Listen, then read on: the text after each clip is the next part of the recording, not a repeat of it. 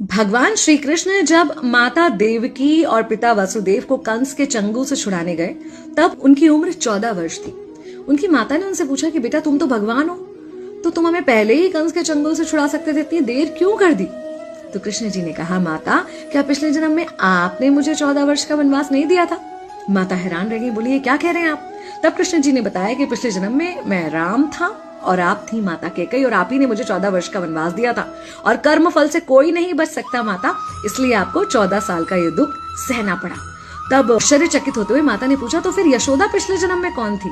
कृष्ण जी ने बताया, वो थी माता कौशल्या, जो 14 साल तक अपने पुत्र से अलग रही थी। उन्होंने उस दुख को सहा था, इसलिए इस जन्म में 14 साल मैं उनके पास रहा और मेरे साथ रहने का माता और पुत्र के प्रेम का सुख उन्हें मिला।